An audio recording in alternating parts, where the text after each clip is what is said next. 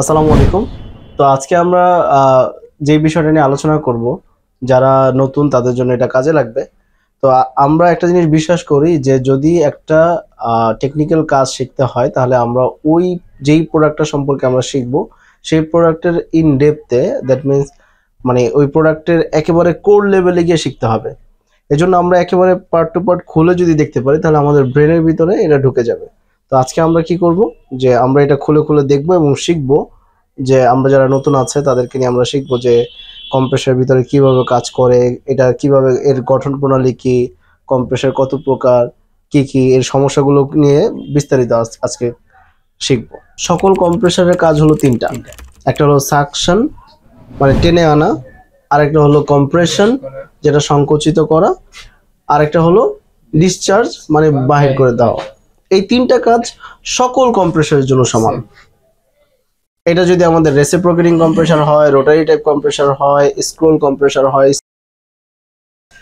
অথবা আমাদের centrifugal compressor হয়, বা অটোমোবাইল কম্প্রেসার হয়, যেই কম্প্রেসারই হোক না কেন, অথবা লিনার কম্প্রেসার হোক, সকল কম্প্রেসারের কাজ কিন্তু ওই তিনটাই। কোনটা? Suction, compression and discharge. তাহলে কম্প্রেসারের মূলত এই তিনটা কাজকে আমরা ভিত্তি রেখে আমাদের এই গঠনের দিক দিয়ে, এটা একটা ডোমেস্টিকের একটা কম্প্রেসার। আমরা শুধু গঠনটাকে আমরা দেখব যে প্রত্যেকটা গঠনের দিক থেকে ভিন্ন ভিন্ন আসতে পারে। যেমন আমাদের যখন আমরা এসির কাজে যাব তখন দেখা গেছে যে আমাদের কি ওই কম্প্রেসারটা একটু বড় হবে, কিন্তু কম্প্রেসারের গঠনটাও আলাদা হবে, কিন্তু কম্প্রেসারের কাজটা সেম। এটার ভিতরে আবার প্রধান প্রধান দুইটা অংশ আছে। দুইটা অংশের মধ্যে একটা হলো মেকানিক্যাল অংশ আর একটা হলো ইলেকট্রিক্যাল অংশ। ইলেকট্রিক্যাল অংশটা কোনটা? মোটরটা। এটা কিন্তু একটা কম্প্রেসার মোটর। তাহলে এই কম্প্রেসার মোটরটা কি করে? মেকানিক্যালটা চালায়, এখানে একটা শক্তি থেকে আরেকটা শক্তিতে রূপান্তর করতেছে। তাহলে কিভাবে করতেছে? জাস্ট বিদ্যুৎ শক্তি থেকে ঘূর্ণন শক্তিতে রূপান্তর করতেছে, ঘূর্ণন শক্তি থেকে চাপ শক্তিতে রূপান্তর করতেছে। চাপ এখানে দুইটা হচ্ছে, একটা হলো নেগেটিভ চাপ, একটা পজিটিভ চাপ। নেগেটিভ চাপ কোনটা? যেটা টানতেছে। আর পজিটিভ চাপ কোনটা?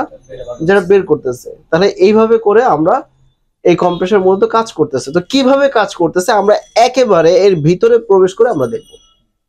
ঠিক আছে? তাহলে আমরা ভিতরে প্রবেশ করার জন্য আমাদের কি করতে হবে? খুলতে হবে। তো এখানে এই যে পুরো বডিটা, এটাকে বলা হয় কম্প্রেসার শেল বা কেস না, এটা হলো শেল বা ডোম বলে অনেকেই। শেলটা হলো পুরো বডির কভারটা। এটাকে বলা হয় হারমেটিক টাইপ, মানে reciprocating hermetic type compressor. Reciprocating hermetic type compressor. Reciprocating কেন? এই যে ভিতরে যে এই সিলিন্ডার, সরি, পিস্টন এবং রোটর যেই পদ্ধতিতে ঘোরে, এই পদ্ধতিটাকে কি বলা হয়? রেসিপ্রোকেটিং। রাইট? তাহলে এই রেসিপ্রোকেটিং কম্প্রেসারটা কিভাবে কাজ করতেছে আমরা এখন খুলে খুলে দেখব। তো এই যে আমরা দেখতে পাচ্ছি এই যে কম্প্রেসার যেটা আছে, এটার ইলেকট্রিক্যাল অংশ কোনটা? এই নিচের অংশটা হলো কি? ইলেকট্রিক্যাল অংশ। আর উপরের অংশটা এটা কিসের অংশ? মেকানিক্যাল অংশ। এখানে কিন্তু একটু ধরেন প্লিজ।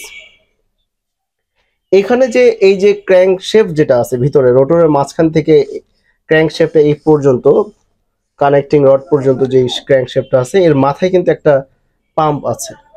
এটাকে কি বলা হয়? Pump. Oil pump. Oil pump. এই অয়েল পাম্পের কাজটা কি? কম্প্রেসারের তলানি থেকে এই তেলটাকে উপরের দিকে উঠে নিয়ে আসবে, নিয়ে এসে পুরো কম্প্রেসারটাকে ভিজায় রাখবে, পিচ্ছিল রাখবে।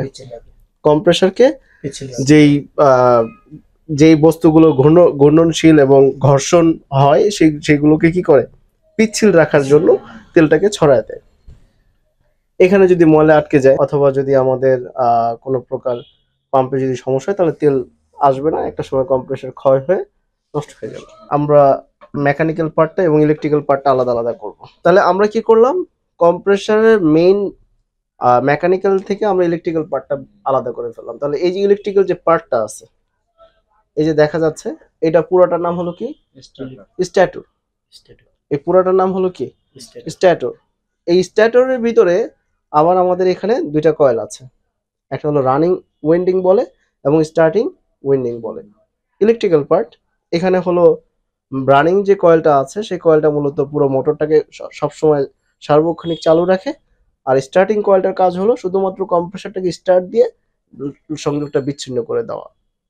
এর মানে হলো সংযোগটা বিচ্ছিন্ন করে দিলে কম্প্রেসারটাকে ঘুরিয়ে দেওয়ার পরে ওর কাজ শেষ।